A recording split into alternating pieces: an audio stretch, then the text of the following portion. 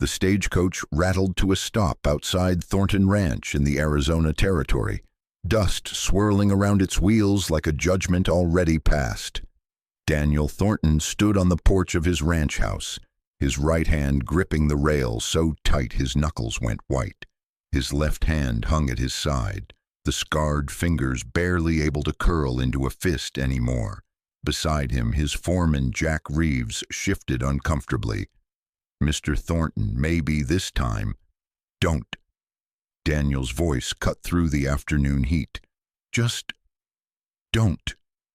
This was the 10th bride, the 10th woman sent by the matrimonial agency in Philadelphia, the 10th attempt at what Daniel's well-meaning sister had insisted he needed: a wife to run the household, to ease the loneliness, to look past the scars that had sent 9 other women running within hours of their arrival. What happened in the next 72 hours would change everything. Daniel thought he knew about second chances, about worth, and about the kind of strength that only comes from having already survived the worst life can offer. The stagecoach door opened. "Before we jump back in, tell us where you're tuning in from, and if this story touches you, make sure you're subscribed, because tomorrow I've saved something extra special for you." Daniel Thornton had not always been a man that women fled from. Once, before the fire at the lumber mill 6 years ago, he'd been considered one of the better catches in Prescott. A rancher in his early 40s with 3,000 acres of good grazing land, a solid house, and a reputation for fairness that made men want to work for him. The fire had taken more than just his looks. It had taken his confidence, his ease around people, his belief that he deserved the same simple happiness other men seemed to find without effort. The left side of his face carried the worst of it, angry red scars that ran from his temple down to his jaw, the skin pulled tight and shiny where it had healed. His left ear was partially gone. His neck bore similar marks disappearing beneath his collar. His left hand had been burned badly enough that 2 fingers remained permanently curled, the scarring so severe that gloves didn't fit properly anymore. He'd been pulling workers out of the burning mill when a support beam collapsed. He'd saved 4 men that day. The scars were the price. For 2 years after, Daniel had run his ranch alone, avoiding town except when absolutely necessary, ignoring the pitying looks and the way conversation stopped when he entered the general store. He'd convinced himself he was fine with solitude, that he didn't need anything beyond his cattle and his land.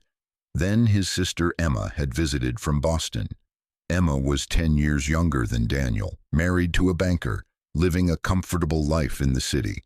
She'd taken one look at her brother's isolated existence and declared it unacceptable. "You're 48 years old, Daniel," she'd said over dinner that first night, her voice gentle but firm. "You can't spend the rest of your life hiding on this ranch." "I'm not hiding. I'm working." "You're alone. There's a difference between solitude by choice and loneliness by fear." Daniel had tried to argue, but Emma was relentless. By the end of her 2-week visit, she'd extracted a promise.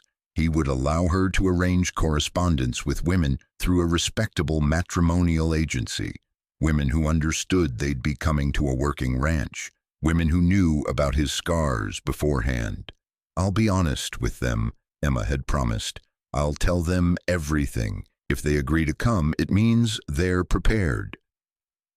The first bride had arrived 3 months later. Her name was Catherine Morrison, a school teacher from Pennsylvania. She was 32, proper and educated, with references that spoke of her excellent character. The agency had sent her photograph, a serious-faced woman with dark hair pulled back severely, her dress high-necked and respectable. Daniel had waited at the ranch entrance, his heart pounding harder than it had in years. He'd rehearsed what he would say, how he would present himself. He'd even practiced smiling in the mirror, though the scarred side of his face made the expression lopsided and strange. Catherine had stepped down from the stagecoach, taken one look at Daniel's face, and gone pale.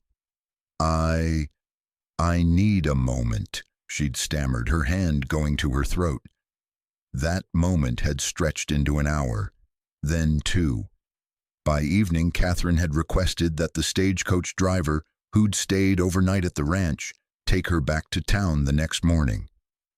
"I'm sorry," she'd said, unable to meet Daniel's eyes. "I thought I could, but I can't. I'm sorry." The second bride, Margaret Lynch, had lasted 6 hours, the third only 3. The fourth had taken one look at Daniel and refused to even leave the stagecoach.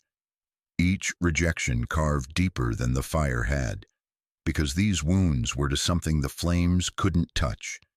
His sense of being worth loving, worth choosing, worth staying for. By the 9th bride, Daniel had stopped hoping. He'd gone through the motions because Emma kept insisting, kept sending women, kept believing that eventually one would see past the scars to the man beneath. The 9th had been a widow named Susan Clark from Ohio. She was 45, had buried one husband already, had written eloquent letters about understanding that appearance mattered less than character. She'd lasted 12 hours, the longest yet. Long enough to share one meal, one evening of awkward conversation where Daniel had dared to think maybe this time would be different. The next morning, Susan had been packed and waiting by the door when the supply wagon came through. "I tried," she'd said, and Daniel had heard the truth in it. She had tried. She'd genuinely attempted to look past his scars, to see the ranch and the life he was offering. But trying wasn't the same as succeeding, and Daniel couldn't blame her for being unable to force what wasn't there. After Susan left, Daniel had written to Emma, "No more. I'm done. This isn't fair to them or to me." But Emma had already sent the 10th name. Now Daniel stood on his porch, watching the stagecoach door open, preparing himself for the same sequence of events he'd experienced 9 times before. The initial shock on the woman's face, the poorly concealed horror, the desperate search for an excuse to leave immediately, or the painful few hours of trying to pretend before inevitably giving up. The woman who stepped down wasn't what he expected. She was older, obviously in her 50s, her hair more gray than brown, pulled back in a practical bun. She wore a simple traveling dress, dark blue and dusty from the journey, with no pretense of fashion or finery. Her face was lined with years of sun and experience, her hands rough and capable-looking as she gripped the stagecoach door for balance. She looked at Daniel directly, her gaze traveling over his scarred face without flinching, without the telltale widening of eyes or sharp intake of breath he'd come to recognize. "Daniel Thornton?" Her voice was steady, matter-of-fact. "Yes, ma'am. I'm Helen Porter. Your sister Emma arranged for me to come." She turned back to the stagecoach driver. "My trunk, please, the large one." The driver hauled down a battered traveling trunk, setting it in the dust. Helen counted out coins to pay him, then dismissed him with a nod. The stagecoach rolled away, leaving her standing in the yard with her trunk and a carpet bag, looking around the ranch with what appeared to be professional assessment rather than judgment. "You have a good setup here," she said. "How many head of cattle?" Daniel blinked, thrown off balance by the question. About 800. "How many hands?" 6 year-round, more during drives." Helen nodded, still surveying the property. "That barn needs re-shingling before winter, and your fence along the eastern pasture, I saw it from the coach, needs repair in at least 3 places." Yes, ma'am, we're planning." "Good. No sense letting infrastructure deteriorate." She finally looked at him again, and her expression was businesslike, almost brisk. "I assume you'll want to show me the house. I'd like to see the kitchen first. That's where I'll be spending most of my time initially." Daniel stood frozen, unable to process what was happening. This woman, Helen, wasn't reacting like any of the others. She wasn't staring at his scars with barely concealed revulsion. She wasn't making excuses or looking for escape routes. She was assessing his ranch, asking practical questions, acting as if she'd already decided to stay. Jack Reeves cleared his throat. I'll take Mrs. Porter's trunk to the house, sir." "Miss Porter," Helen corrected absently. "Widow, technically, but I prefer Miss." She turned back to Daniel, one eyebrow raised. "The house." Daniel's brain finally engaged. "Of course, this way." He led her up the porch steps and through the front door into the main room of the ranch house. It was a solid structure, timber frame, well built, with a large central room that served as both sitting area and dining space. A stone fireplace dominated one wall. Doors led off to bedrooms and the kitchen. The house was clean, but obviously lacking a woman's touch. Functional rather than comfortable. The furniture was sparse and practical, with none of the small decorative touches or homey details that made a house feel lived in rather than just occupied. Helen moved through the space with quick efficiency, her eyes taking in everything. She ran a finger along the mantelpiece, checking for dust. Examined the windows, testing the latches, peered into the bedrooms, 3 of them, all Spartan and utilitarian. Then she entered the kitchen, and Daniel saw her expression change for the first time. Not with horror or disgust, but with something that looked almost like offense. "This is unacceptable," she said flatly. Daniel's stomach dropped. Here it was. The rejection. She'd just been more polite about the delay than the others. "The stove is poorly positioned," Helen continued, moving around the space. "Whoever designed this kitchen had no understanding of workflow. The water pump is too far from the work surface. There's inadequate storage for dry goods. And this," she pointed at the shelving, "is built at completely the wrong height. Anyone shorter than 6 feet would strain their back reaching the upper shelves daily." Daniel realized she wasn't rejecting him. She was criticizing his kitchen. I built this house myself," he said, feeling oddly defensive. "The kitchen worked fine. For you, perhaps. For someone actually cooking 3 meals a day for ranch hands, it's inefficient." Helen turned to face him, her hands on her hips. "I'll need modifications. The stove repositioned, additional counter space built here and here, lower shelving installed, and a proper pantry constructed off this wall." "You want to rebuild my kitchen?" "I want to make it functional. If I'm going to feed 6 to 10 men 3 times a day, plus manage household operations, I need a workspace that doesn't fight me at every turn." She paused, studying his face. "Unless you'd prefer I leave now and you find someone willing to work in this arrangement?" It was phrased as a question, but Daniel heard the challenge in it. Helen Porter wasn't asking permission. She was establishing terms. "No," he said slowly. "No, we can modify the kitchen." "Good. I'll draw up plans this evening. We can start work tomorrow." Helen moved past him back toward the main room, leaving Daniel standing in his inadequate kitchen, trying to figure out what had just happened. Jack appeared with Helen's trunk, setting it down carefully. "Where should I put this, Miss Porter?" "The bedroom on the east side," Helen said decisively. "Better light in the mornings. I'll need to air it out and clean thoroughly before I move my things in properly." She turned to Daniel, her expression businesslike. "I assume you have a housekeeper currently? Someone managing the cooking?" "Rosa Martinez. She's been coming up from her homestead 3 times a week. She's been doing her best, but she has her own family to care for." "I'll need to meet with her. Coordinate a transition. I don't want to step on her toes or disrupt established arrangements without proper communication." Helen pulled off her gloves, tucking them into her belt. "Now, let's discuss expectations. Your sister's letters were somewhat vague on specifics." Daniel gestured toward the dining table, and they sat across from each other. Up close, in better light, he could see that Helen's face bore its own marks of a hard life. Sun damage from years of outdoor work, faint scars on her hands that spoke of kitchen accidents and manual labor, crow's feet deep set around eyes that had seen both laughter and grief.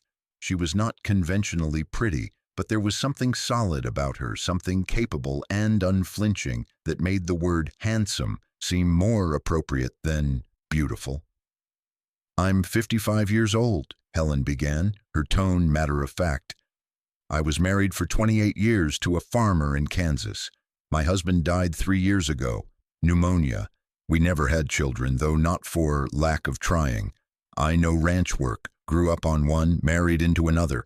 I can cook for large groups, manage household accounts, preserve food, tend a garden, handle basic medical care, and shoot a rifle if necessary." She paused, watching Daniel's reaction. When he said nothing, she continued, "I'm not here looking for romance or love. I'm too old and too practical for those kinds of illusions. What I need is security, purpose, and a place where my work matters. What you need, based on your sister's letters, is someone to manage your household so you can focus on running this ranch properly. That seems like a fair trade." Daniel found his voice. "Emma told you about—" He gestured vaguely at his face. "She told me about the fire, about the scars, about the 9 women who couldn't handle them." Helen's gaze didn't waver.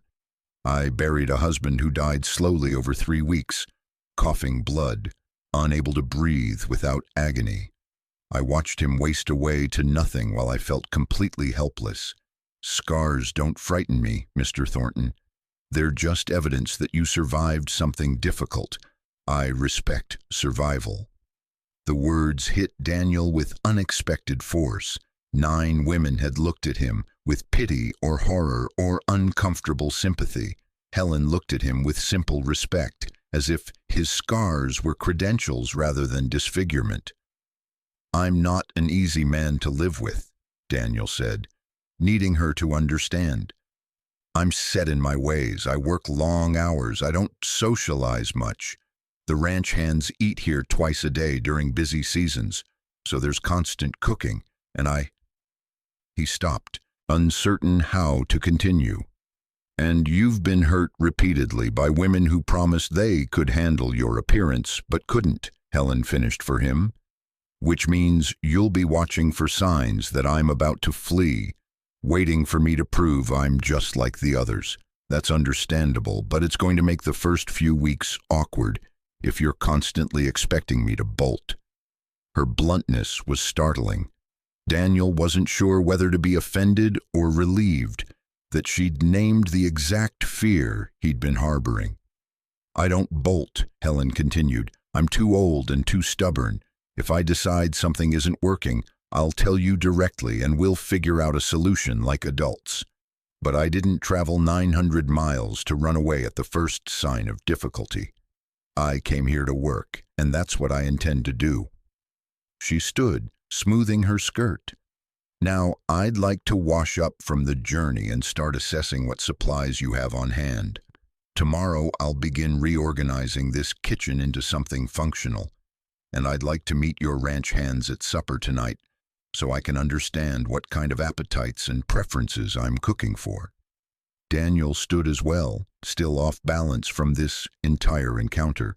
"Miss Porter, thank you for staying, for being willing to try this." Helen's expression softened slightly, the first crack in her businesslike demeanor. "Mr. Thornton, I learned a long time ago that life rarely offers perfect situations. It offers workable ones if you're practical enough to recognize them. This seems workable. Let's see if we can make it work well." She headed toward the bedroom Jack had indicated, leaving Daniel standing alone in his main room, feeling like a storm had just blown through and rearranged everything without asking permission. Jack reappeared from outside, his weathered face showing rare amusement. "Well, boss, that's a first. She didn't even blink at your face." "No," Daniel said slowly. "She didn't." "Think she'll actually stay?" Daniel looked toward the bedroom where Helen was presumably unpacking, this practical, blunt 55-year-old widow who'd criticized his kitchen before she'd even acknowledged his scars. "I don't know," he admitted, "but for the first time I think maybe she might." Preparing and narrating this story took us a lot of time, so if you are enjoying it, subscribe to our channel. It means a lot to us. Now back to the story. Helen Porter wasted no time transforming the Thornton Ranch house from a functional space into an efficiently run operation. By the end of her first week, she'd reorganized the pantry, cataloged every supply, identified shortages, and presented Daniel with a detailed list of what needed ordering from town. "Your flour stores are adequate, but the quality is poor," she told him, over breakfast on the 6th morning. "Cheaper flour means denser bread and more waste. I'd rather use less of better quality than bulk out meals with inferior ingredients that don't satisfy." Daniel, who had been buying the same flour for 6 years, found himself nodding agreement before he'd fully processed her reasoning. The kitchen renovation began that same week. Helen had drawn precise diagrams showing exactly where she wanted the stove repositioned, how the counter space should be extended, where additional shelving needed installation. She'd even calculated the measurements to optimize her movement between work areas.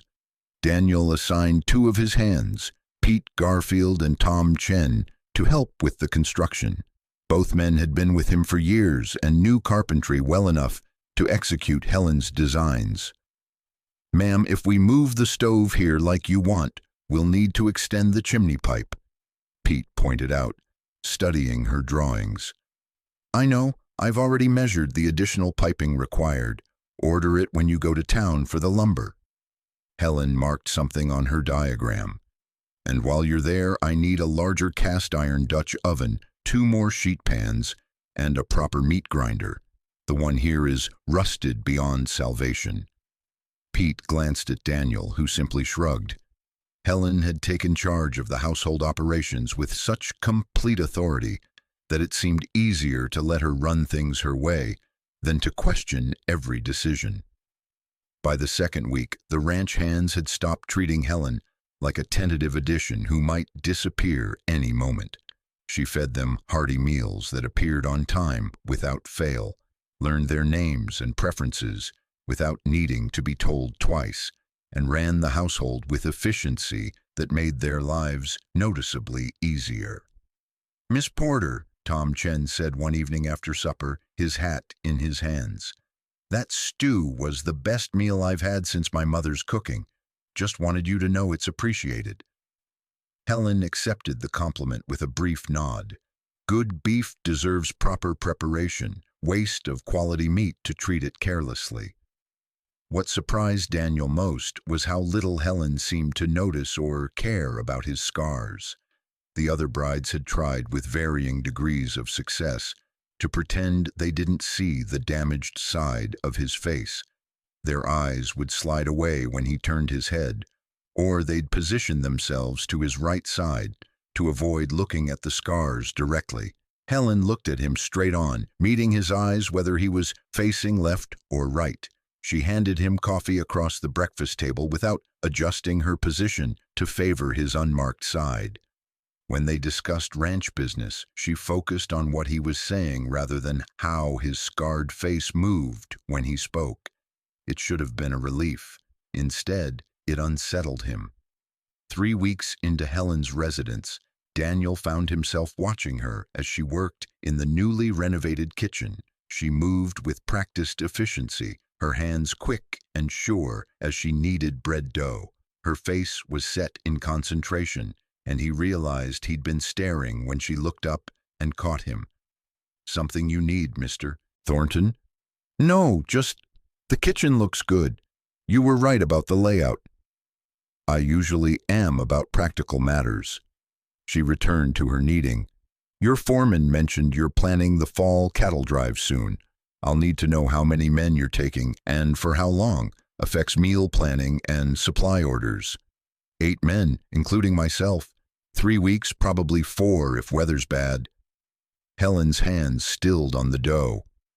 You're going yourself? I always do. It's my herd. You have a perfectly capable foreman. Jack Reeves could manage the drive. Daniel's jaw tightened. I'm not an invalid, Miss Porter. The scars don't affect my ability to work cattle. I didn't suggest they did. Helen shaped the dough into loaves with firm, efficient movements. I'm suggesting that you have someone you trust who could handle it while you manage things here. But if you prefer to go, that's your decision. The conversation ended there, but it left Daniel irritated in a way he couldn't quite name. Helen hadn't been criticizing his capability. She'd been pointing out he had options. But after 6 years of people treating him like he was fragile or damaged, he'd become hypersensitive to anything that sounded like limitation. That evening, after the hands had finished supper and dispersed to the bunkhouse, Daniel found Helen on the back porch. She sat in the old rocking chair, a cup of tea in her hands, watching the sun set over the western pastures. Mind if I join you? Daniel asked. It's your porch. He sat on the steps, leaning against the post. For a few minutes neither spoke. The silence was surprisingly comfortable. I owe you an apology, Daniel said finally. Earlier, about the cattle drive, I was defensive when you were just being practical. Helen took a sip of tea. You're used to people questioning your abilities because of the scars. I understand the reflex, but I wasn't questioning. I was calculating logistics. I know. That's why I'm apologizing. She glanced at him, and something in her expression had softened. Your sister's letters painted a picture of a man who'd been beaten down by repeated rejection, who'd started believing that his scars defined his worth. Was she accurate? Daniel's throat tightened. Maybe, for a while. And now? Now I have a widow who criticizes my kitchen and doesn't flinch when she looks at me. It's disorienting. Helen's mouth quirked in what might have been amusement. I had a husband who loved me for 28 years, who thought I was beautiful even when I was covered in flour or dirt from the garden, who held my hand through 4 miscarriages and never once made me feel like I'd failed him. She paused, her gaze distant. When he died, I learned that grief doesn't care about scars or appearance. It just hurts. Everyone's carrying damage, Mr. Thornton. Yours just happens to be visible. The words settled over Daniel like a weight and a liberation simultaneously. He'd spent 6 years believing his scars made him uniquely damaged, uniquely unlovable. Helen was suggesting everyone carried wounds. His were simply on the surface. Why did you really come here? Daniel asked.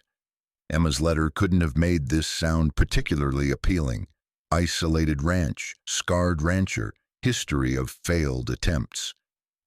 Helen was quiet for a long moment, watching the last light fade from the sky. When she spoke, her voice carried a different quality, less businesslike, more vulnerable. After my husband died, I stayed on the farm for 2 years, tried to run it myself, but a woman alone, even one who knows farming, gets taken advantage of. Suppliers charged me more, neighbors made offers to help that came with expectations attached, and the bank made it clear they didn't believe a widow could manage the mortgage. She gripped her teacup tighter. I lost the farm last year, everything my husband and I built together, gone because the world doesn't trust women to handle business without a man's name attached. I've been living with my sister in Missouri since then, working as a housekeeper for her family. They're kind, but I was charity, a burden being accommodated out of obligation. Helen looked at Daniel directly. Your sister's letter offered me something I thought I'd lost. Purpose, a place where my work matters, where I'm needed for what I can contribute rather than tolerated out of pity. I didn't come here despite your scars, Mr. Thornton. I came here because you were honest about them, which suggested you'd be honest about everything else. and I've had enough of people who lie or manipulate or treat me like I'm less capable than I am." Daniel absorbed this, understanding clicking into place. Helen hadn't stayed because she was braver than the other brides or more charitable. She'd stayed because she needed this arrangement as much as he did, maybe more. "I'm glad you came," he said quietly. "For what it's worth." "So am I." Helen stood, collecting her cup. "Now I need to prepare tomorrow's bread dough. Those hands of yours eat enough for twice their number." She went inside, leaving Daniel on the porch with the understanding that Helen Porter might be the most honest person he'd ever met. She didn't pretend his scars didn't exist, but she didn't pretend they mattered more than they did either. She saw him as a man running a ranch who needed competent help, and she saw herself as someone competent enough to provide it. It wasn't romance. It wasn't even particularly warm, but it was real, and Daniel was discovering that real was infinitely more valuable than the false promises 9 other women had made before fleeing. The fall cattle drive departed 3 weeks later, with Daniel riding at the head alongside Jack Reeves. Helen had packed enough supplies to feed the drive crew for a month, organized with her typical efficiency into clearly labeled containers that made finding anything simple even on the trail. "Your Miss Porter knows what she's doing," Jack commented as they made camp the first night. "These provisions are better organized than any drive I've been on." "She's not my Miss Porter," Daniel corrected automatically. Jack gave him a look that suggested he didn't believe that for a second, but was too polite to argue. The drive went smoothly. Good weather, no major problems with the herd, fair prices at the railhead in Tucson. Daniel returned 3 weeks later with money in his pocket and the satisfaction of a successful season. He rode into the ranch yard at dusk, tired and dusty, expecting to unsaddle his horse and collapse into bed. Instead, he found Helen on the porch with Dr. Samuel Webb, the physician from town. Daniel's heart lurched. "What happened? Who's hurt?" "No one's hurt," Helen said calmly. "Dr. Webb was kind enough to make a house call. We've been discussing medical supplies I want to keep on hand for emergencies." The doctor stood, collecting his bag. "Miss Porter is right to be prepared. Ranch accidents are common, and having proper supplies before you need them saves lives." He nodded to Daniel. "Welcome back, Thornton. Successful drive?" "Yes, thank you." After the doctor left, Daniel turned to Helen. "You called him out here for supplies?" "I paid him for his time and expertise. He gave me a list of what we should stock and how to use it. Next time someone gets injured, we won't be helpless waiting for help to arrive from town." Helen moved toward the door. "There's stew keeping warm you should eat." Daniel followed her inside, where the house smelled like beef and vegetables and fresh bread. The main room had subtly changed during his absence. New curtains on the windows, a rug on the floor, small touches that made the space feel lived in rather than just occupied.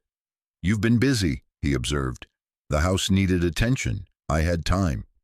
Helen ladled stew into a bowl, set it in front of him with fresh bread. "How was the drive?" They talked while he ate, Daniel filling her in on details, while Helen asked practical questions about logistics and pricing. It felt remarkably like coming home to a partner who genuinely cared about the ranch's success. When he'd finished eating, Daniel leaned back in his chair. "Thank you for everything. The supplies, the organization, taking care of things here. That's what you hired me for." "It's more than that." Daniel met her eyes. The other women, they tried to manage the house, but they were always tentative, like they were playing at being ranch wives without actually committing. "You're not tentative." Helen considered this. "I learned years ago that if you're going to do something, do it completely or don't do it at all. Half measures just waste everyone's time." "Is that why you stayed?" because you don't do half measures? I stayed because this arrangement makes sense. We both need something the other can provide. Why would I leave something that works? She collected his empty bowl. Now you should rest. You look exhausted. Daniel went to bed that night in a house that felt different than when he'd left it. Warmer somehow, more like home. And Helen Porter, the practical 55-year-old widow who'd stayed when 9 others had fled, was the reason why. He still didn't understand why his scars hadn't bothered her when they'd sent every other woman running, but he was beginning to understand that maybe it didn't matter why. What mattered was that she'd stayed, and in staying, she'd given him something he'd stopped believing he could have, a life that included someone else who saw him as more than his damaged face. Winter settled over the Arizona territory with unusual severity that year. Snow came early and heavy, blanketing the ranch in white that turned the landscape unfamiliar. The cattle huddled in sheltered valleys, and the ranch hands spent their days breaking ice on water troughs and hauling hay to animals that couldn't forage through the deep snow. Daniel had weathered 15 winters on this ranch, but this was the first time the house felt genuinely warm during the coldest months. Helen kept the fires burning efficiently, managed supplies so they never ran dangerously low, despite being snowed in for weeks at a stretch, and produced hot meals that fortified the men against the brutal cold. "Miss Porter," Pete Garfield said one January morning, stamping snow off his boots as he entered for breakfast, "you're a miracle worker. I don't know how you keep this house comfortable when it's 20 degrees outside." "Proper fire management and adequate insulation," Helen replied, setting down plates of eggs and bacon. "Though the house could use better sealing around the windows. We're losing heat unnecessarily." Daniel had learned by now that when Helen identified a problem, she expected it solved. By the end of January, he and Tom Chen had resealed every window in the house, following Helen's specific instructions about where drafts were worst. The work brought Daniel and Helen into closer proximity than usual. She'd stand beside him, pointing out gaps that needed caulking, her shoulder occasionally brushing his as they examined a particularly problematic window frame. The casual, physical proximity should have made Daniel self-conscious. He'd spent 6 years carefully maintaining distance from people, always positioning himself so his scarred side was less visible. But Helen moved around him with complete unself-consciousness, stepping into his space when needed to point something out, never adjusting her position to avoid his left side. It forced Daniel to stop thinking about his scars constantly because she so clearly wasn't thinking about them at all. "This window here," she said one afternoon, leaning past him to run her finger along the frame. "See how the wood's warped?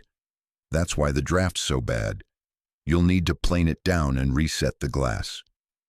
Daniel found himself noticing details about her he'd been too defensive to see initially. The way her gray hair caught afternoon light and showed threads of the brown it had been. The competence in her rough, work-worn hands. The sharp intelligence in her eyes when she calculated solutions to problems. She wasn't beautiful in any conventional sense. But there was something compelling about her pragmatic confidence, the way she moved through the world, expecting it to make sense and bending it to order when it didn't. "You're staring again, Mr. Thornton," Helen said without looking at him. Daniel jerked his attention back to the window frame. "Sorry, just thinking. About how different this winter is from the last 15. Helen finally looked at him, her expression thoughtful. "Different how?" "Warmer, more—" He struggled for the word. "More like a home instead of just a place I live." Something shifted in Helen's face, a softening that made her look younger, less armored. "I've been thinking something similar. This is the first place since losing my farm that feels like mine. Like I have a stake in it beyond just working for wages." "You do have a stake in it," Daniel said. "This place runs better because you're here. I should have said that months ago. You hired me to manage your household. I'm managing it. That's not worth special recognition. It is when 9 other women ran rather than even try. Daniel set down the caulking tool, turning to face her directly. Helen, I need you to understand something. What you've done here, staying, working, making this place actually livable, it matters more than you probably realize. You gave me back something I thought I'd lost. What's that? The possibility that my life could include more than just work and isolation, that someone could look at me and see the ranch and the man instead of just the scars. Helen was quiet for a long moment, her eyes searching his face. Daniel? She stopped, seemed to reconsider. May I call you Daniel? Mr. Thornton feels overly formal after 6 months. Please, and I'd like to call you Helen, if that's acceptable. It is. She picked up a rag, wiping excess caulk off her hands. Daniel, I need to tell you something. When I first arrived, I told you I wasn't looking for romance or love, that I was too practical for those illusions. Daniel's chest tightened. I remember. I'm not sure that was entirely honest. Not dishonest intentionally, but incomplete. Helen met his eyes. I loved my husband deeply. His death devastated me in ways I'm still recovering from. When I came here, I genuinely believed I was past wanting that kind of connection, that I'd had my chance at love and now I just needed security and purpose. And now? Daniel's voice came out rougher than intended.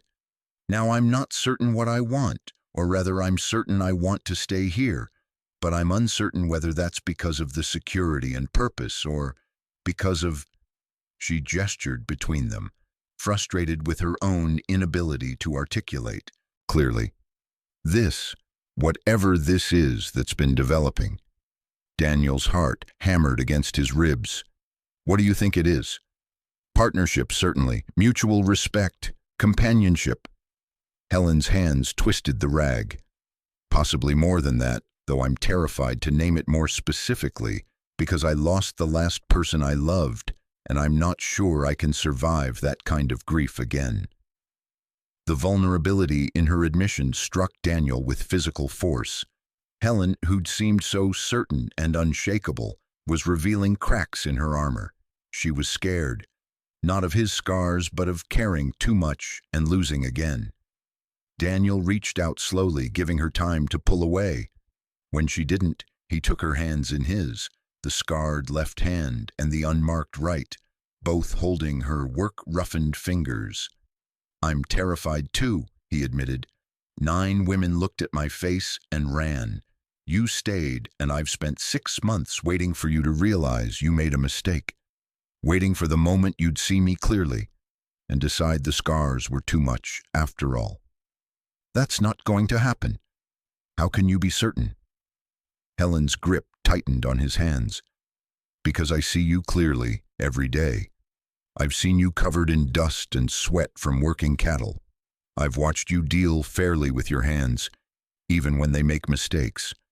I've seen you gentle with injured animals and patient with problems that would make other men lose their tempers. Your scars are part of you, Daniel, but they're not the most important part, not even close. Then what is the most important part? Your character, your integrity, the fact that you saved 4 men from that fire and wear the cost of it on your skin without ever using it as an excuse or demanding special consideration. Helen's voice strengthened. You're a good man who got hurt doing something brave. That's what I see when I look at you. Daniel felt something break open in his chest. 6 years of defensive walls crumbling under the steady assault of Helen's unflinching honesty. She wasn't pretending the scars didn't exist. She wasn't heroically overlooking them out of charity. She was simply weighing them accurately against everything else and finding them less significant than the man beneath. I don't know how to do this, Daniel said quietly. I don't know how to be with someone who isn't constantly fighting revulsion or pity when they look at me. Then we'll figure it out together. Helen squeezed his hands once more, then released them and stepped back, her practical demeanor returning. "But we'll figure it out slowly. I'm not interested in rushing into declarations or decisions. We have time." "We do," Daniel agreed, though part of him wanted to rush exactly that, wanted to claim this connection before something could destroy it. The winter deepened, and the space between Daniel and Helen shifted into something new. They still worked together with practical efficiency, managing the ranch and household as they had for months. But now their conversations lingered longer over evening meals. Daniel found excuses to be in the kitchen while Helen cooked, and she began asking his opinion on decisions that were technically outside his domain. The ranch hands noticed the change. Jack Reeves commented on it one morning while he and Daniel checked the cattle in the north pasture. "You're different lately, boss. Lighter, somehow." Daniel kept his eyes on the herd. "Helen and I have an understanding." "An understanding?" Jack's tone suggested amusement. "That what you're calling it?" "We're taking things slowly, both been hurt before." "Slowly's good, but don't take so long you miss what's right in front of you."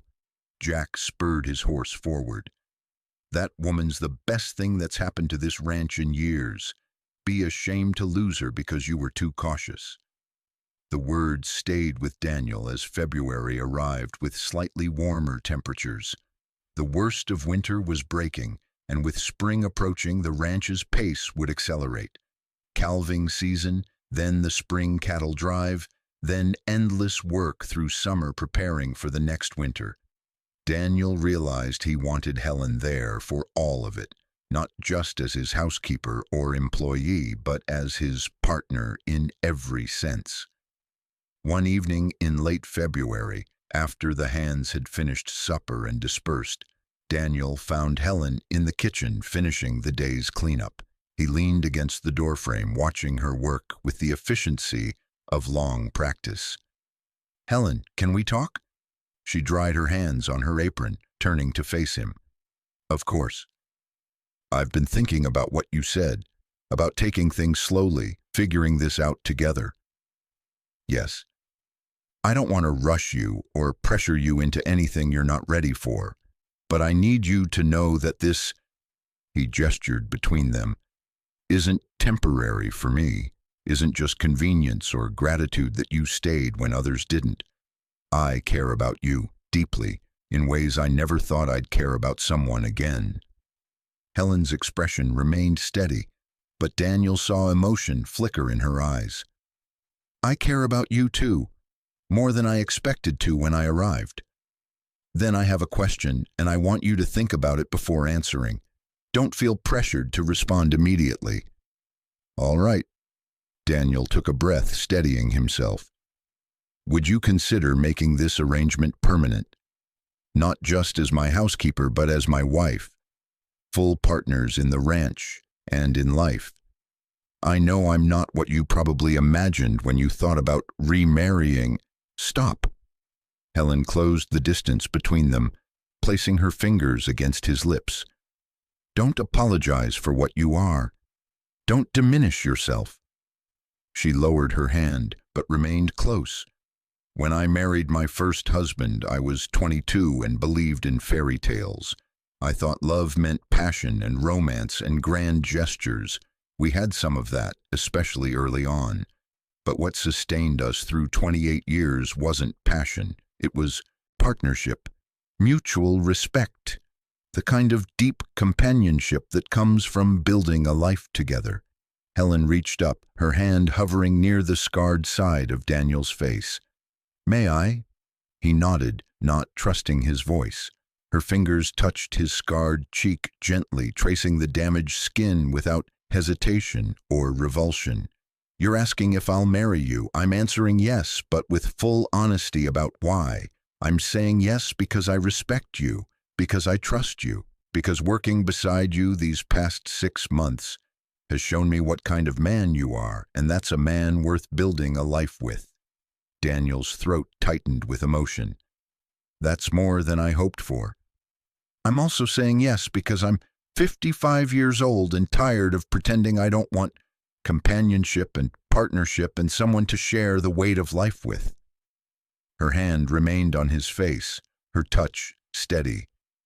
I'm saying yes because when I imagine the rest of my life, I want to spend it here on this ranch with you. Daniel covered her hand with his, pressing it more firmly against his scarred cheek. I love you, Helen Porter. I didn't plan to. Didn't think I was capable of it anymore. But I do. I love you too, Daniel Thornton.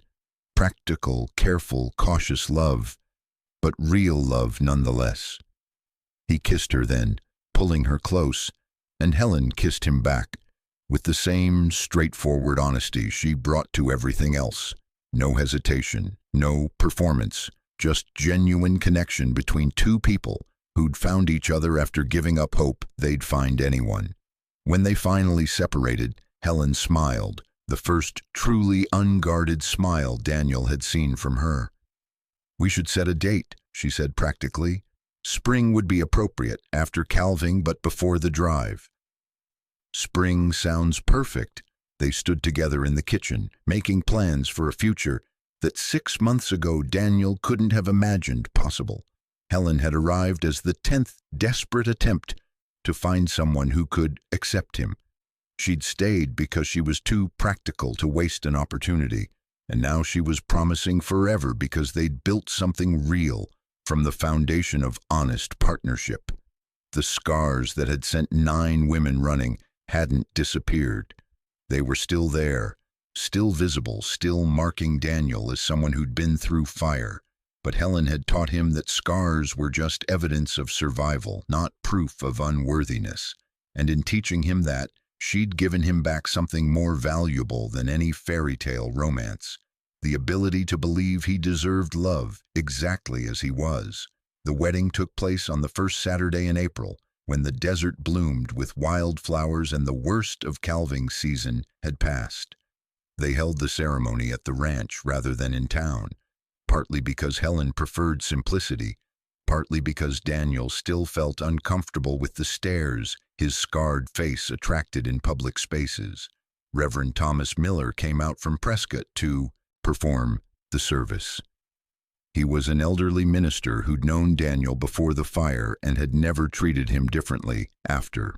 The guest list was small: the 6 ranch hands, Rosa Martinez and her family, a few neighboring ranchers, and Daniel's sister Emma, who'd traveled from Boston specifically for the occasion. Emma had arrived 3 days early, ostensibly to help with preparations, but actually to assess whether her matchmaking had finally succeeded. She'd found Helen in the kitchen making bread, and Daniel repairing fence posts, working in comfortable parallel that spoke of established partnership. She's nothing like the others, Emma told Daniel that first evening when they had a moment alone. No, she's not. I wasn't certain what you needed, Emma continued. I thought maybe someone young and beautiful who could look past the scars through sheer force of will. Or someone so desperate for security they'd overlook anything. But Helen isn't either of those things. She's someone who sees clearly and chooses honestly, Daniel said. That's what I needed. Someone who doesn't have to force themselves to accept me because they actually just do. Emma embraced him, tears in her eyes. I'm so happy for you, Daniel. You deserve this. The ceremony itself was brief and practical, much like Helen herself. She wore a simple dress in deep burgundy, new but not extravagant. Daniel wore his best suit, the one he'd purchased years ago for formal occasions that rarely materialized. They stood together on the porch of the ranch house, the desert spreading vast and beautiful in all directions. Reverend Miller spoke about partnership and commitment, about the biblical imagery of 2 becoming one flesh, about the sacred responsibility of marriage. When it came time for vows, Helen spoke clearly, her voice carrying across the assembled witnesses. Daniel Thornton, I promise to stand beside you in all seasons, to manage our home with care and our ranch with wisdom, to speak honestly even when truth is difficult, to see you clearly, all of you, and to choose you every day for the rest of my life." Daniel's voice was rougher, emotion making it difficult to keep steady. "Helen Porter, I promise to honor the trust you've placed in me by staying when others ran, to value your partnership as the gift it is, to build a life worthy of your presence in it, to love you with the same honest practicality you've shown me, and to never take for granted the second chance you've given me." Reverend Miller pronounced them husband and wife, and Daniel kissed Helen in front of their small gathering. The ranch hands whooped and applauded. Rosa Martinez wiped tears from her eyes. Emma smiled with satisfaction at a job finally completed successfully on the 10th attempt. The celebration that followed was modest but genuine. Helen had prepared a feast: roasted beef, fresh bread, vegetables from the root cellar, dried apple pie. The ranch hands contributed whiskey and stories. The atmosphere relaxed and cheerful. Jack Reeves raised a glass late in the afternoon. "To Daniel and Helen Thornton, may your partnership be as strong as your fences and your love as enduring as this desert." "Here, here," the toast echoed around the yard. Daniel found Helen later as the sun began its descent, standing near the corrals watching the horses. He slipped his arm around her waist, and she leaned into him naturally. "Are you happy?" he asked. "I am. Are you?" "More than I thought possible." Daniel paused, then voiced the fear that had been lurking beneath his joy all day. "9 women ran, Helen. What made you different? What made you capable of staying when they couldn't?" Helen was quiet for a long moment, her eyes on the distant mountains turning gold in the fading light. When she finally spoke, her words came slowly, thoughtfully. "I think the difference was that I'd already lost everything that mattered once. I'd already survived the worst grief I could imagine when my husband died. I'd already faced losing my home, my security, my sense of purpose. Those other women were afraid of what they might lose by staying. I was more afraid of what I'd lose by leaving." She turned to face him, her hand coming up to rest on his chest. "But it's more than that. Those women were looking at you and seeing scars first, seeing damage, seeing something frightening or pitiable or wrong. I looked at you and saw a man who'd survived fire to save others, who'd rebuilt his life after trauma, who ran a successful ranch and treated his workers fairly and tried 9 times to find someone, despite repeated rejection." Her voice strengthened. "I saw strength, Daniel, resilience, character. The scars were just proof of those things, not a contradiction of them. And once I saw that, once I understood what you actually were, staying was the easiest decision I've ever made." Daniel pulled her closer, his scarred face pressed against her gray hair, breathing in the scent of flower and sunshine that always clung to her. "I don't know what I did to deserve you. You survived. You kept trying. You built something worth being part of." Helen's arms tightened around him. "And you recognized that a 55-year-old widow might have more to offer than younger, prettier women who couldn't see past surface damage." They stood together as twilight deepened, the sounds of celebration continuing behind them. This was Daniel's wedding night, something he'd stopped believing he'd ever experience after the fire, not with passion or romance or any of the traditional expectations, but with honest companionship and the kind of love that came from truly seeing each other. "We should rejoin the party," Helen said eventually. "Rosa brought her guitar. She's threatening to make the men sing." Daniel laughed, a sound that had become more frequent since Helen's arrival. "That's a threat to take seriously. Pete can't carry a tune to save his life." They walked back hand in hand, husband and wife now, partners in every sense. The 10th bride had stayed, had married him, had chosen a life built on honest partnership rather than romantic illusion. And Daniel was discovering that honest partnership was infinitely more valuable than any fairy tale he'd once imagined. The first year of marriage brought challenges neither had fully anticipated. Two people set in their ways, accustomed to independence, had to learn the constant negotiation of shared life. Daniel had lived alone for 6 years, developing routines and habits that didn't account for another person's presence.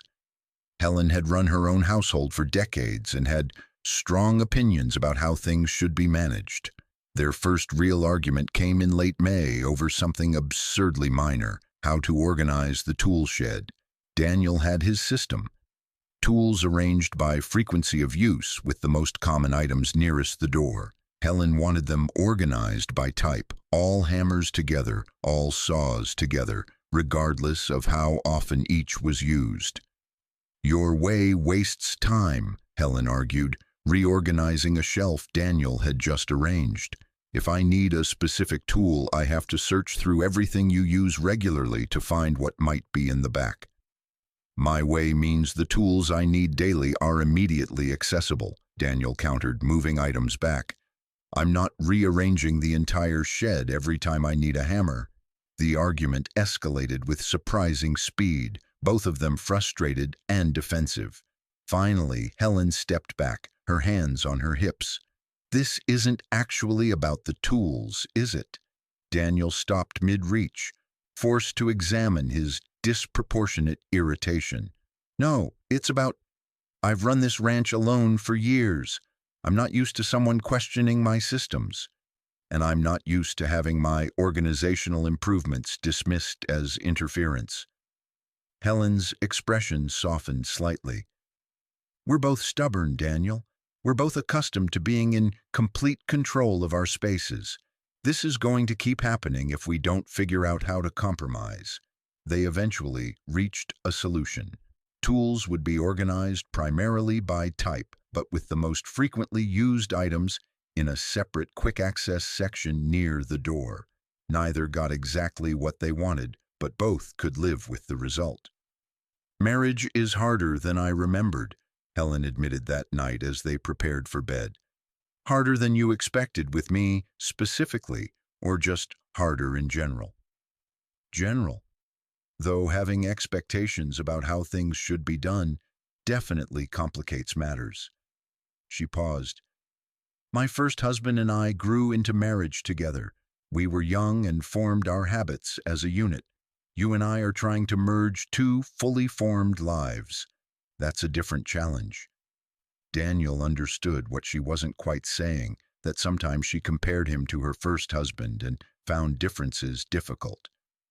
"Do you regret marrying me?" "No." Helen's answer was immediate and firm. "But I'd be lying if I said this was easy. I love you, Daniel. I'm committed to this marriage.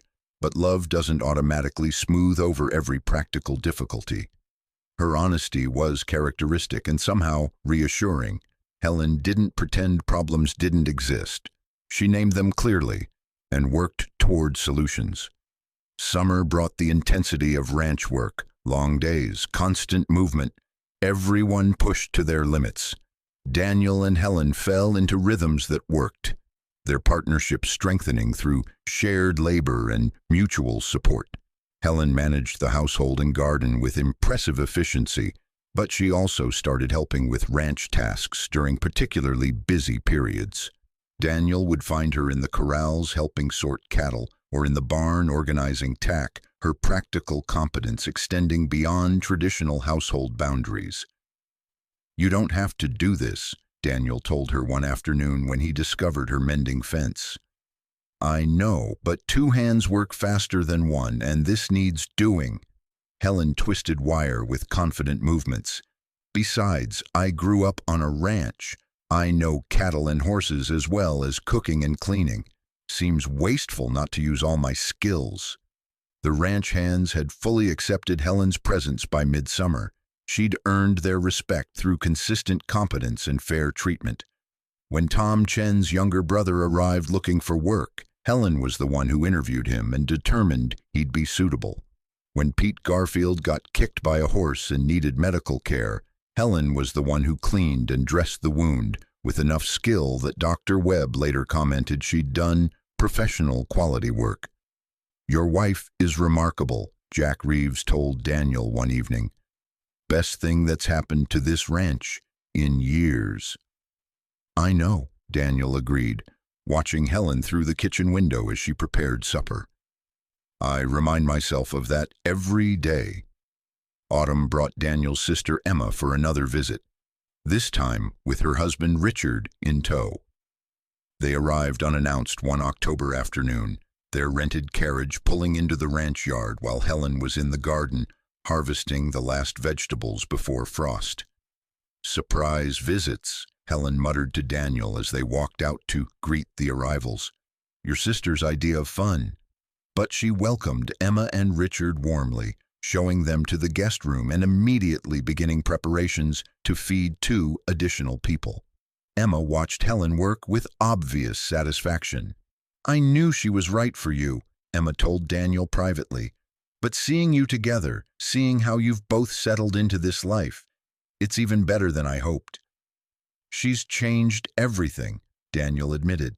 "The ranch, yes, but also me, how I see myself, what I think I'm capable of." "You're smiling again. Really smiling, not just going through motions." Emma touched his scarred cheek gently. "I haven't seen you do that since before the fire." During dinner that evening, Richard asked Helen about her transition to ranch life. "Emma told me you'd been farming in Kansas before coming here. Was the adjustment difficult?" "Less than you might expect," Helen replied, passing bread. "Ranch work and farm work have significant overlap. The climate here is different, drier, hotter, but the fundamental principles of managing land and animals remain consistent." "Still," Richard pressed, "moving to an unfamiliar place, marrying someone you'd never met, taking on a household, that must have required considerable courage." Helen glanced at Daniel, something soft in her expression. "It required practical assessment of my options and willingness to commit to a choice once made. I don't know if that's courage or simply refusal to waste time with half measures." "I think it's both," Emma said. "I sent 9 other women here before you, Helen. 9 women who couldn't do what you did. Look past surface damage to see the man beneath. That's not just practicality, that's wisdom." "Or it's being old enough to know that everyone carries damage," Helen countered. "Daniel's just happens to be visible. I've found that visible damage is often more honest than the hidden kind." The conversation moved to other topics, but Daniel found himself thinking about Helen's words later. She'd reframed his scars yet again, not as disfigurement to be overcome, but as honest evidence of survival. Where others had seen something frightening or pitiable, she'd seen proof of strength. Emma and Richard stayed for a week, during which they helped with autumn preparations and got to know the daily rhythms of ranch life. On their last evening, Emma pulled Daniel aside. "I'm glad I didn't give up after the 9th bride," she said. "I'm glad I sent Helen here despite your protests that it was hopeless." "So am I," Daniel agreed. "More than I can express. Do you know what the difference was? Why she stayed when others ran?" Daniel thought about Helen's explanation on their wedding day, about having already survived loss and being more afraid of leaving than staying.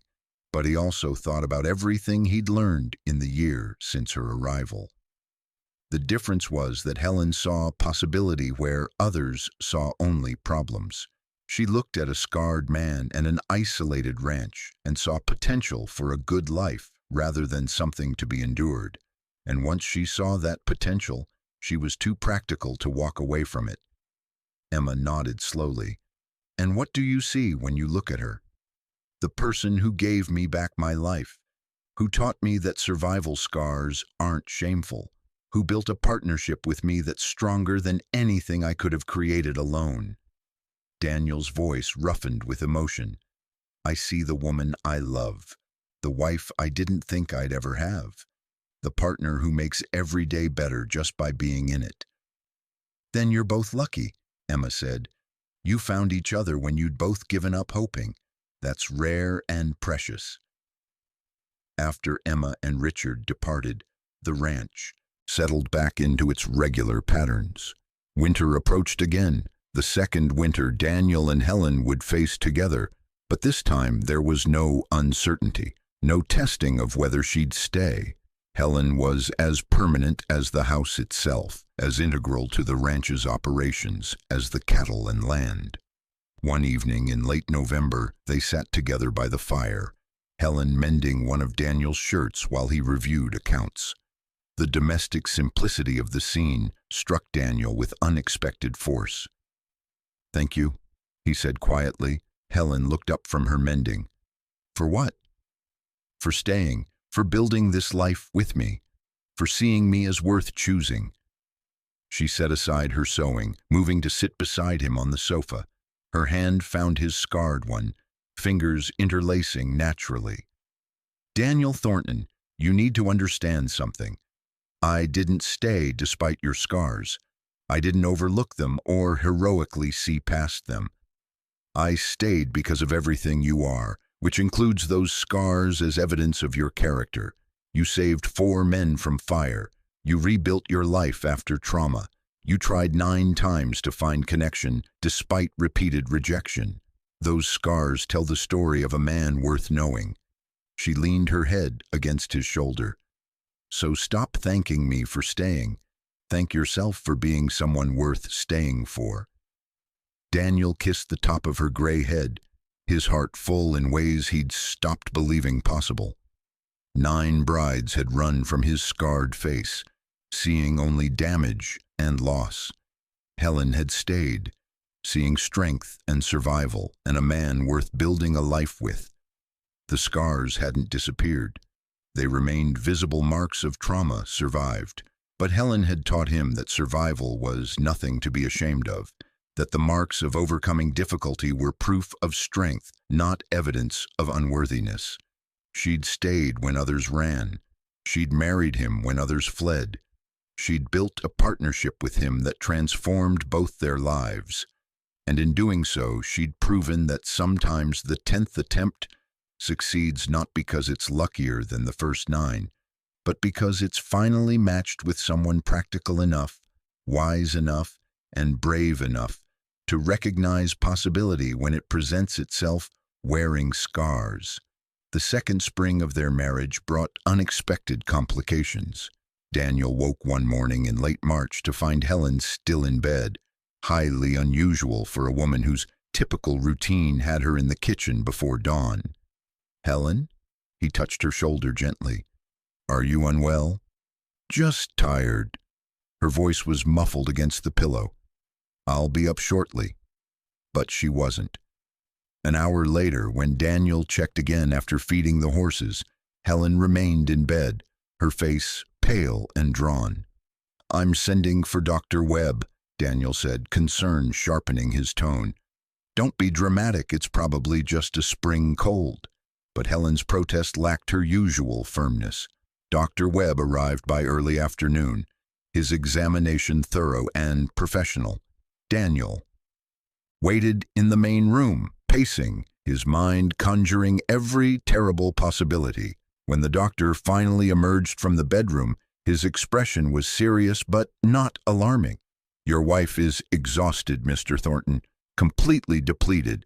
When did she last take a full day of rest?" Daniel tried to remember and couldn't. She works every day, but so do I. That's ranch life.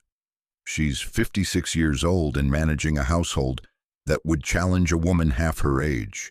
She's cooking for 8 people 3 times daily, maintaining the house, managing supplies, and from what I observed, also participating in ranch work during busy periods. Dr. Webb's tone was firm. She needs rest, complete rest, for at least 2 weeks, and after that, you need to reduce her workload permanently, or she'll end up with something worse than exhaustion. The words hit Daniel like a physical blow. He'd been so grateful for Helen's competence, so relieved to have a functional household that he'd never considered he might be asking too much of her. Dr. Webb prescribed rest and limited activity. After he left, Daniel entered the bedroom to find Helen sitting up, her expression defiant. "I don't need 2 weeks of rest. That's excessive." The doctor disagrees, and so do I. Daniel sat on the edge of the bed. "Helen, when was the last time you took a break? A full day where you didn't cook or clean or work?" She opened her mouth to answer, then closed it, frowning. "I don't remember, but I've been fine." "You're in bed in the middle of the day because your body gave out. That's not fine." Daniel took her hand. "I've been taking advantage of your competence without considering the cost. That ends now." "Daniel, I can manage." "I know you can manage. You've proven that repeatedly, but you shouldn't have to manage everything alone." He squeezed her hand gently. "We're supposed to be partners. I've let you carry too much of the load." Over the next 2 weeks, Daniel implemented changes that initially met with Helen's resistance. He hired Rosa Martinez's daughter, Carmen, to help with cooking and cleaning 3 days a week. He reassigned some of Helen's household management tasks to Jack Reeves, who turned out to have a surprising talent for supply organization. He insisted Helen rest completely, taking over meal preparation himself with assistance from the ranch hands. "This is unnecessary," Helen protested on the 3rd day, watching Daniel burn biscuits while Pete Garfield attempted scrambled eggs. "I could have breakfast ready in 15 minutes. "And you're going to sit there and let us learn," Daniel replied, scraping charred dough into the waste bin, "even if it takes us considerably longer." By the 2nd week, Helen's color had returned, and her energy was visibly improved. But the enforced rest had also given her time to think, and Daniel could see something working in her mind. "What is it?" he asked one evening after the hands had finished supper and dispersed. Helen was quiet for a moment, her fingers tracing patterns on the tablecloth. "I've been considering something, a change that might help with the workload issue." "What kind of change?" "What if we built a separate cookhouse?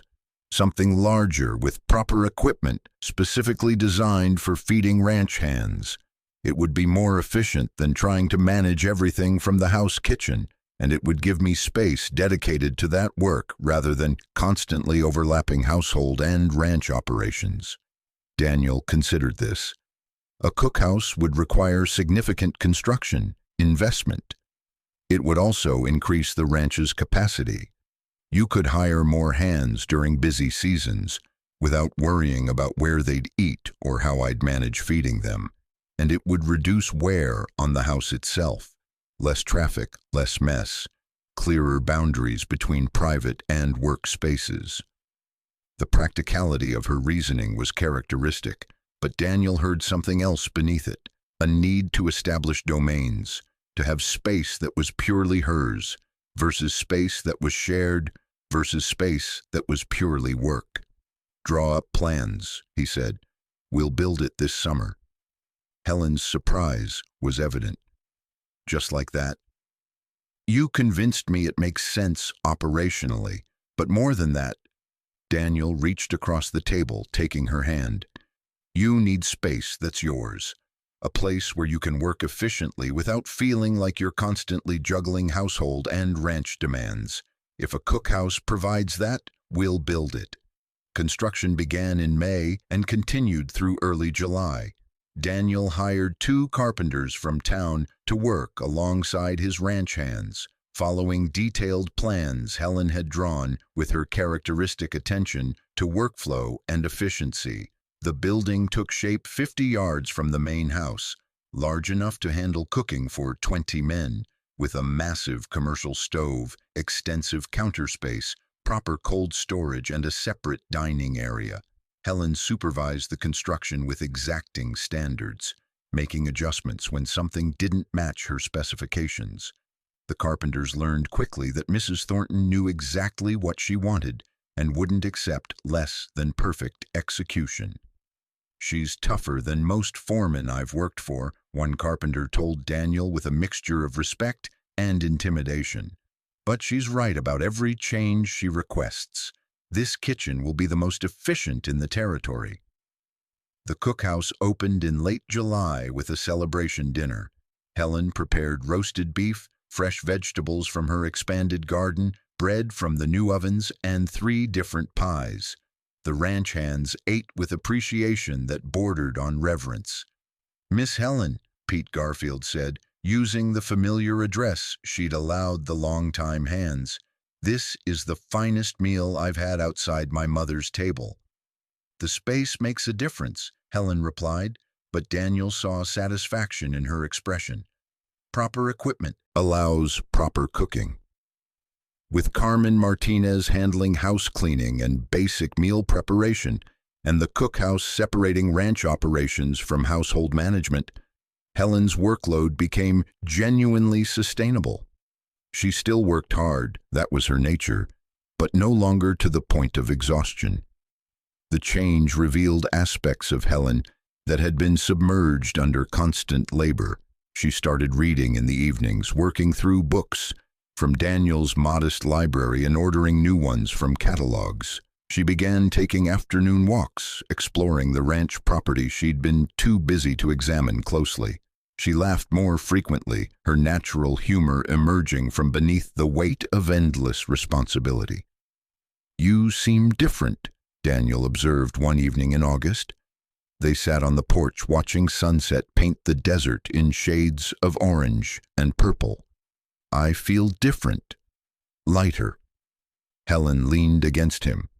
"I didn't realize how heavy the constant work had become until it eased. I'm grateful you insisted on changes. I should have noticed sooner, should have recognized you were carrying too much. You were dealing with your own challenges, learning to trust that I'd actually stay, working through 6 years of damage from those other women's rejections." Helen's hand found his scarred one. "We're both works in progress, Daniel. The important thing is we're progressing together." Autumn brought a different kind of challenge. Daniel's hands started showing signs of arthritis, stiffness in the mornings, aching in cold weather, difficulty with fine motor tasks. The damaged left hand was worst, the old burn scars apparently making the joints more susceptible to deterioration. He tried to hide it initially, not wanting to appear weak or incapable, but Helen noticed immediately when he struggled to button his shirt one October morning. "How long has this been happening?" she asked, her tone matter-of-fact rather than pitying. "A few months. It's worse in the mornings and when weather changes." "Have you seen Dr. Webb?" "It's just aging. Nothing to be done about it." Helen gave him a look that suggested she found this response inadequate. "You're 50 years old, not 90, and there are treatments for arthritis, exercises, hot water soaks, medications. You're going to town tomorrow to see the doctor." "Helen, this isn't optional, Daniel. You can't run a ranch if your hands don't work properly, and you can't help anyone if you're too proud to get help yourself." Her bluntness cut through his defensive pride. She was right. He'd spent 6 years so focused on his visible scars that he'd ignored other health issues, treating them as signs of weakness rather than simply medical problems requiring attention. Dr. Webb prescribed exercises and recommended regular hot water soaks. He also suggested Daniel consider hiring an additional foreman to handle some of the more physically demanding tasks, acknowledging that ranch work was brutal on aging bodies regardless of arthritis. "Your wife is correct to insist you address this now," Dr. Webb said. "Untreated arthritis worsens significantly. With proper management, you can maintain function for decades." Daniel followed the treatment plan, though accepting that he needed accommodation for physical limitations proved harder than he'd anticipated. Helen set up hot water soaks every morning and evening, preparing herbs that Dr. Webb had recommended for reducing inflammation. She also quietly redistributed some ranch tasks, taking on responsibilities that required fine motor control, while ensuring Daniel handled work better suited to his capabilities. "You're managing me," Daniel said one morning, watching Helen efficiently reorganize task assignments. "I'm optimizing our operations based on current capabilities," Helen replied, without looking up from her list. "You're better at oversight and planning. Jack and Pete are better at physical labor. I'm better at detailed record keeping. Everyone works to their strengths." "You're still managing me?" "Yes, because you'd work yourself into complete disability out of stubborn pride if I didn't." She finally looked at him, her expression gentle. "Daniel, you taught me that asking for help isn't weakness. Now let me teach you the same lesson." The parallel struck him forcefully. How he'd insisted Helen accept help when exhaustion threatened her health. How she was now insisting he do the same with his arthritis. Partnership meant more than just sharing good times. It meant watching out for each other's well-being even when pride made that uncomfortable. By winter, they'd established new routines that accommodated both their needs. Helen worked efficiently in her cookhouse with Carmen's assistance, managing ranch feeding without overwhelming herself. Daniel supervised ranch operations while delegating more physical labor, his hands improving with consistent treatment but requiring ongoing management. They'd learned to navigate each other's limitations, to support without smothering, to insist on care without diminishing capability. It was perhaps the truest test of their partnership, not the honeymoon period of early marriage, but the practical reality of aging bodies and the constant adjustments required to sustain a shared life. One December evening, as they sat by the fire after supper, Helen set aside her book and looked at Daniel with unusual intensity. "What is it?" he asked. "I've been thinking about something Rosa Martinez said last week. She asked if I ever regretted not having children, given that I'm married now and could have adopted or taken in orphans." Daniel's chest tightened. They'd never discussed children. Helen was well past childbearing age, and Daniel had assumed that ship had sailed for both of them. "What did you tell her?" "I told her the truth, that I grieved deeply when my first husband and I couldn't conceive, that I'd wanted children desperately for many years, but that I'm 56 now, and that desire has evolved into something different." Helen paused.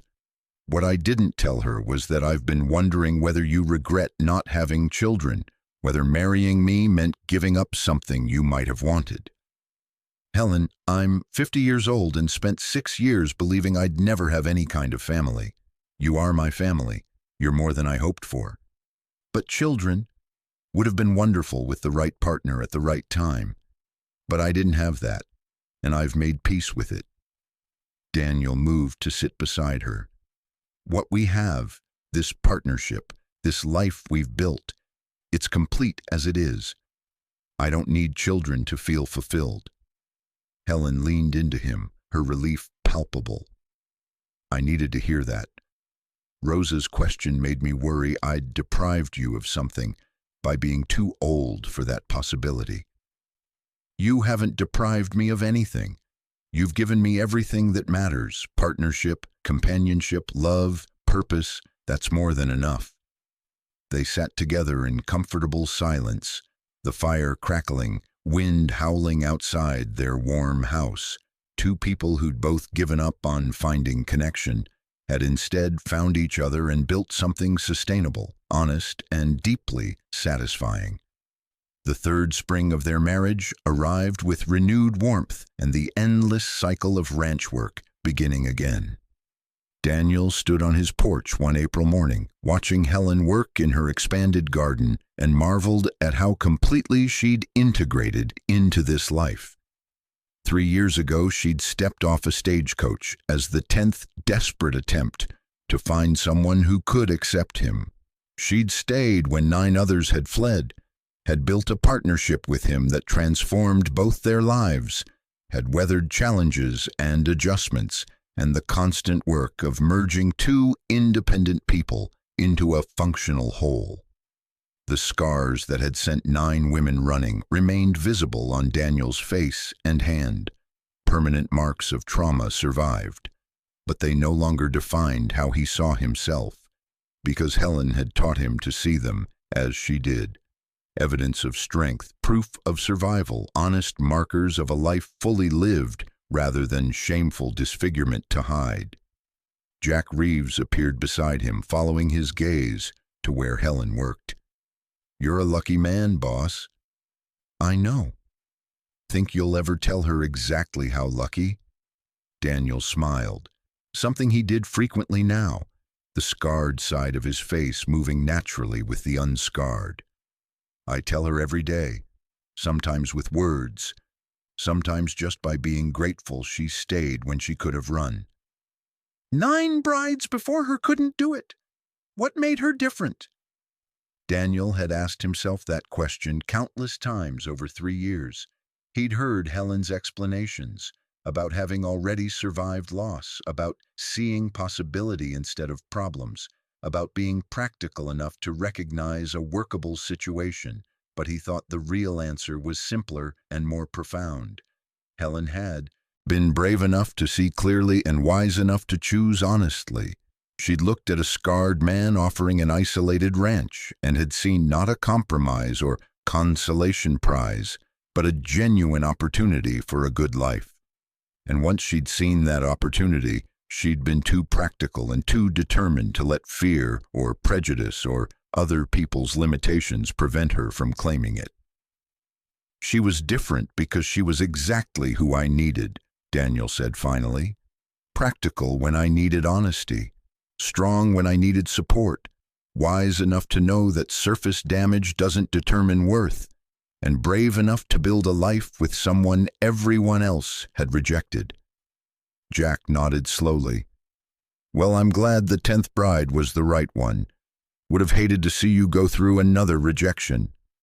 "There wouldn't have been another. If Helen had left, I would have stopped trying." Daniel watched his wife stand, brushing dirt from her hands, surveying her garden with satisfaction. But she didn't leave. She stayed. And that made all the difference. Helen looked up, caught Daniel watching, and smiled, that small, genuine expression of contentment that had replaced her initial business-like demeanor. She raised one hand in a small wave, and Daniel returned it, his scarred hand moving easily despite the arthritis. 9 brides had run from what they saw as damage too severe to overcome. The 10th had stayed, had seen strength in survival, had built a partnership that proved love didn't require perfect people, just honest ones willing to choose each other clearly, work through difficulties together, and build something real from the foundation of mutual respect. Daniel Thornton had been a man women fled from, convinced his scars made him unlovable. Helen Porter had been a widow who'd lost everything, convinced her best years were behind her. Together they'd discovered that second chances sometimes came from unexpected directions, that love could be practical and profound simultaneously, and that the 10th attempt sometimes succeeded not through luck, but through finally finding someone brave enough and wise enough to recognize possibility wearing scars. The spring sun climbed higher, promising warmth. The ranch spread around them, productive and well-managed. And Daniel Thornton stood on his porch beside the woman who'd stayed when others ran, grateful beyond words for the 10th bride who'd seen him clearly and chosen him completely. The 4th year of their marriage brought visitors that neither Daniel nor Helen expected. A young woman appeared at the ranch one June afternoon, riding a tired horse and carrying a weathered carpet bag. She was perhaps 25, her face drawn with exhaustion and something that looked like desperation. Daniel was working near the barn when she arrived, and he saw her visible reaction when she caught sight of his scarred face, the familiar flinch, the quick averting of eyes. But she dismounted anyway, clutching her bag with white-knuckled determination. "Mr. Thornton? Daniel Thornton?" "Yes, ma'am. Can I help you?"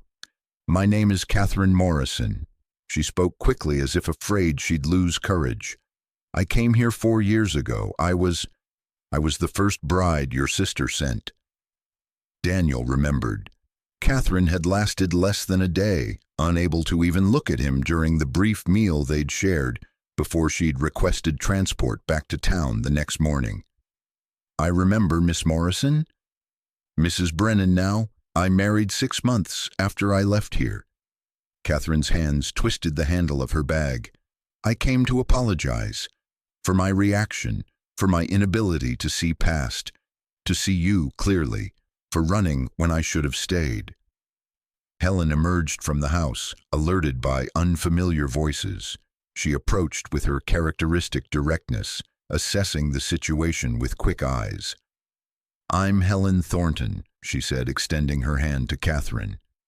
"Daniel's wife." Catherine shook it, then seemed to struggle with what to say next.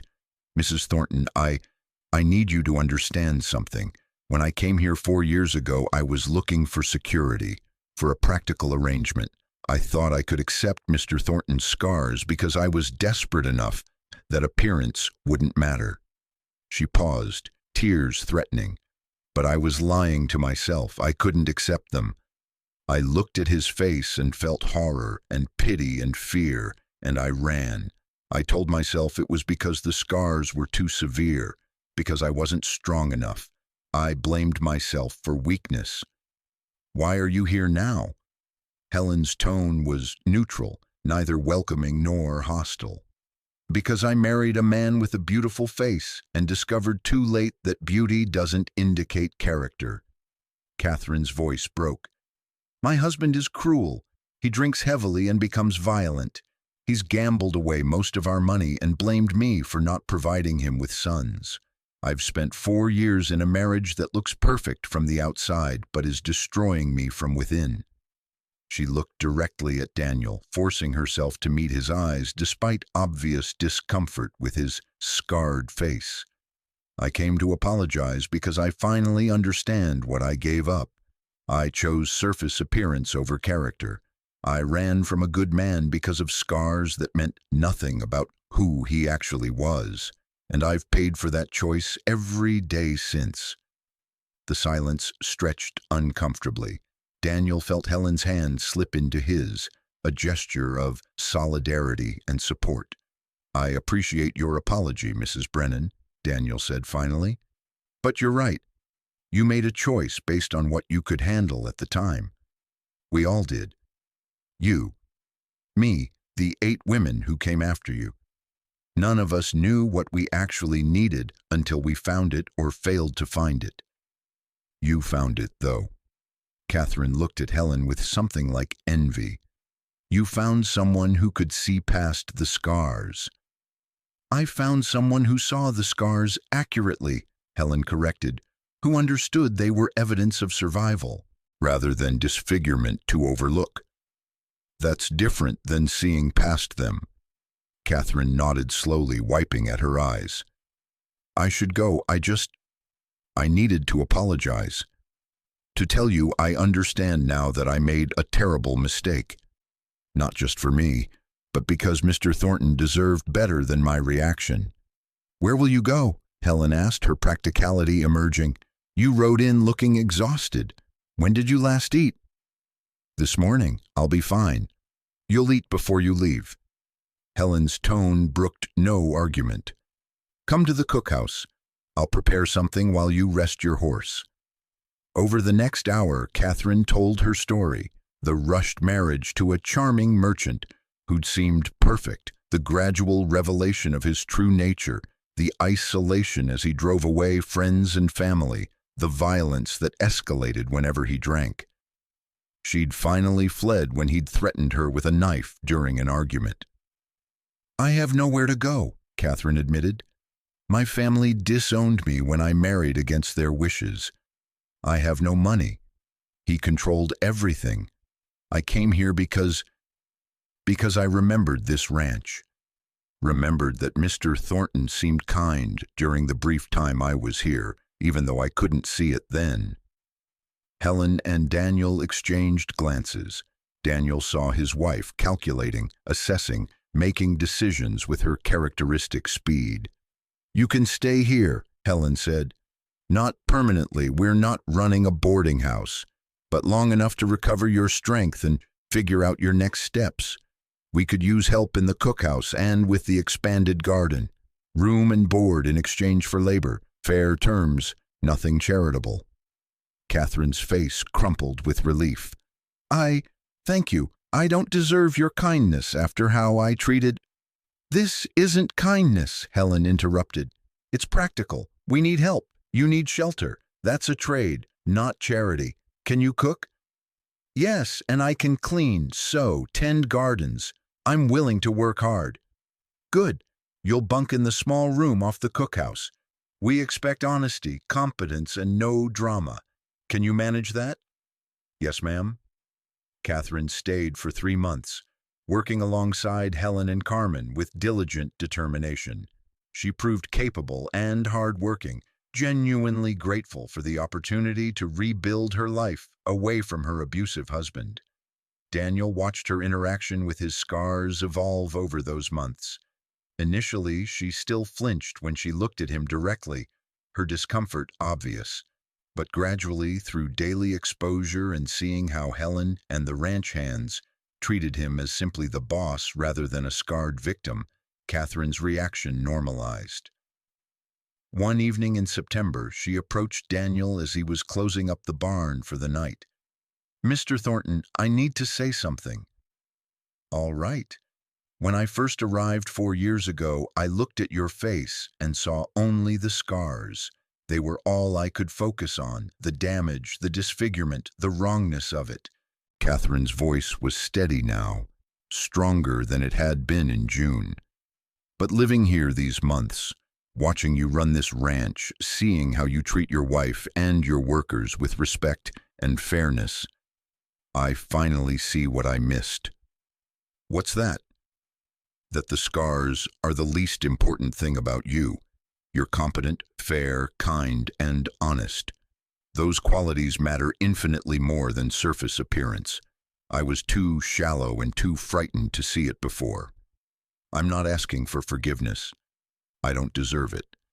I just wanted you to know that I finally understand what I gave up and what Mrs. Thornton was wise enough to claim." Daniel considered his response carefully. "Mrs. Brennan, I spent years believing those scars defined me, that they were the most important thing about me because that's how everyone treated them, including me. It took Helen staying when 9 others ran to teach me that scars are just marks on skin. They tell a story about survival, but they don't determine worth." He paused. "You weren't wrong to struggle with them 4 years ago. You were human. We all have limitations, things we can't handle even when we wish we could. The difference between you and Helen wasn't that Helen was braver or better. It's that Helen had already survived her own losses and learned that surface damage doesn't determine someone's value. I hope someday I can have that wisdom. You're learning it now. That's what matters." Catherine left in late September with money she'd earned from her work, letters of reference from both Daniel and Helen, and a plan to travel to California where her mother's sister lived. She'd written ahead, received a cautiously positive response, and was ready to attempt rebuilding family connections she'd thought permanently severed. "Thank you," she told Helen and Daniel on her departure morning, "for giving me time to heal and remember who I was before I made terrible choices, for treating me with dignity when I didn't deserve it." "Everyone deserves dignity," Helen replied, "and everyone deserves a chance to recover from mistakes. Go build a better life." After Catherine rode away, Daniel and Helen stood together watching the dust settle. "That was generous what you did," Daniel said, taking her in after she ran from me. "It was practical. We needed help. She needed shelter." Helen paused. "Though I'll admit I felt some satisfaction in showing her what she'd given up. Petty of me, perhaps." Daniel laughed. "Human of you, you're entitled to occasional pettiness." She learned something important, though, that choosing based on appearance rather than character leads to misery. She'll make better decisions next time. Helen took his hand, and we learned something too. What's that? That we're secure enough in what we've built that other people's past mistakes don't threaten us. 4 years ago, having the first bride return might have stirred up pain or doubt. Now it just confirmed that we made the right choices. The 5th year of marriage brought a different kind of challenge when Jack Reeves announced his intention to retire. He was approaching 65, his body wearing down from decades of ranch work, and he wanted to spend his remaining years with his daughter's family in New Mexico. "You've been with me since the beginning," Daniel said, trying to process the loss. "I don't know how to run this place without you." "You'll manage fine. You've got a good crew, and Mrs. Thornton handles half of what I used to do anyway." Jack smiled. "Besides, I'm recommending my replacement, Tom Chen. He's ready for more responsibility, knows the ranch inside and out, and the men respect him." The transition happened smoothly, Tom stepping into the foreman role with competence that justified Jack's recommendation. But Jack's departure left Daniel feeling the passage of time more acutely. They were all aging. Daniel now 52, Helen 58. The ranch hands mostly in their 30s and 40s, but with a few like Jack reaching retirement age. "We need to think about succession," Helen said one evening after Jack's farewell party, "about what happens to this ranch when we're gone." "We have time yet," Daniel protested. "We have some time, but planning ahead is sensible." Helen pulled out paper and pencil, her organizational mind already working. "We have no children or direct heirs. What do you want to happen to this place you've built?" They spent the next several weeks discussing options. Selling to a large ranching concern seemed wrong, impersonal, likely to result in the current hands losing their positions. Willing it to Tom Chen was a possibility, though putting that burden on one person seemed unfair. They could establish it as a cooperative, owned collectively by the workers. Eventually, they settled on a hybrid approach. Tom Chen would inherit primary ownership with the understanding that he'd maintain employment for current hands and continue the ranch's traditions. The other senior hands would receive lifetime employment guarantees and profit-sharing arrangements. Helen's cookhouse and garden would be maintained as communal resources. "It's not perfect," Helen said, reviewing their final plans, "but it ensures the ranch continues and the people who've built it with us are protected." "It's as close to perfect as we're going to get," Daniel agreed. They filed the necessary legal documents with a lawyer in Prescott, both of them sobered by the explicit confrontation with their mortality. But there was also satisfaction in having addressed the future responsibly, in ensuring that what they'd built would outlast them. The ranch continued its cycles, seasons turning, cattle born and sold, hands coming and going, the work never truly ending but finding its rhythms. Daniel's arthritis worsened gradually, requiring more accommodation but not preventing him from meaningful contribution. Helen's energy remained strong, her cookhouse operation running with impressive efficiency, even as Carmen took on more of the physically demanding tasks. They celebrated their 5th anniversary quietly, just the two of them with a special meal Helen had prepared. Sitting across from each other at their table, Daniel marveled at how completely this arrangement had evolved beyond its practical origins into genuine partnership and deep love. 5 years, Helen said, raising her glass. Longer than I expected when I stepped off that stagecoach. You expected to leave? Daniel teased. I expected to assess and decide.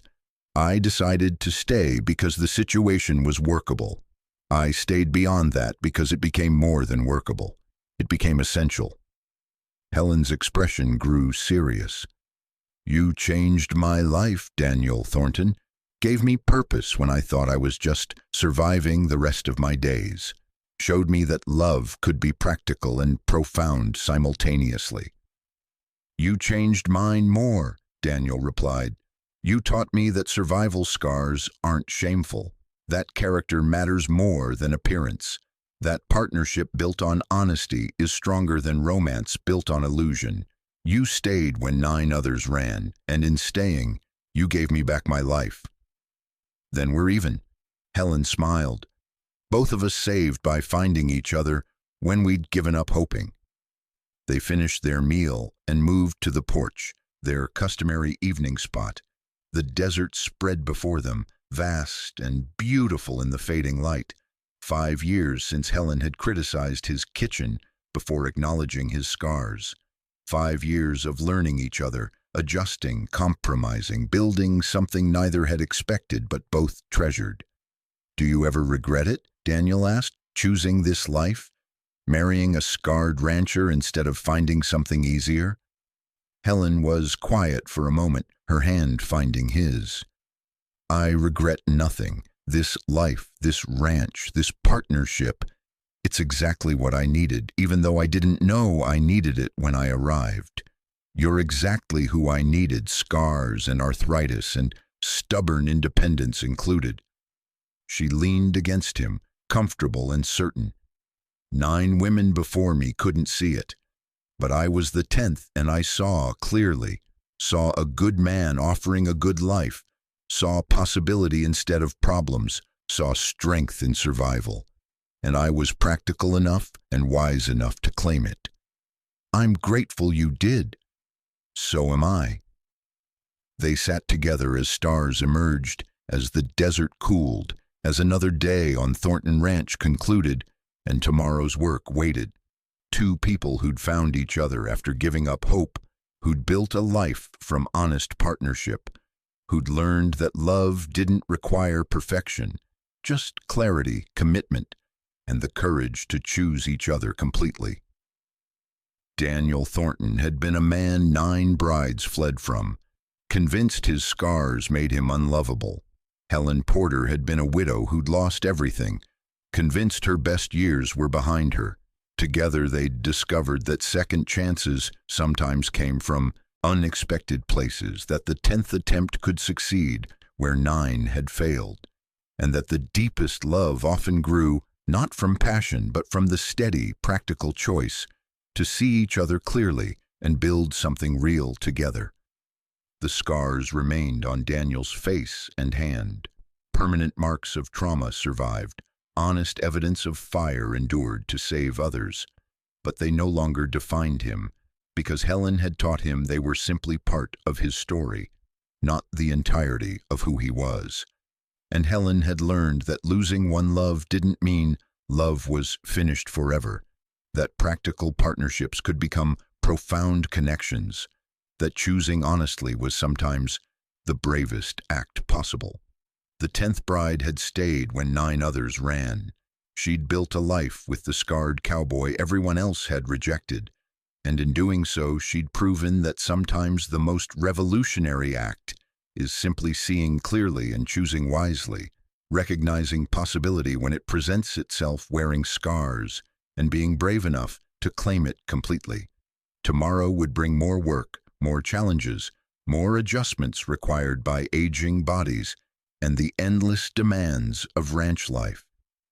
But tonight, Daniel and Helen Thornton sat together on their porch, grateful beyond measure for the unexpected gift of finding each other, for the partnership they'd built from honest foundations, and for the love that had grown from the simple act of one practical, wise woman choosing to stay when everyone expected her to run. The desert night settled around them, peaceful and vast, and 2 people who'd both believed their chances at happiness were finished discovered that sometimes the best stories begin with the 10th attempt, when finally 2 people brave enough and wise enough find each other and choose to build something real. Up next, you've got 2 more standout stories right on your screen. If this one hit the mark, you won't want to pass these up. Just click and check them out. And don't forget to like, subscribe, and turn on the notification bell so you don't miss any upload from us.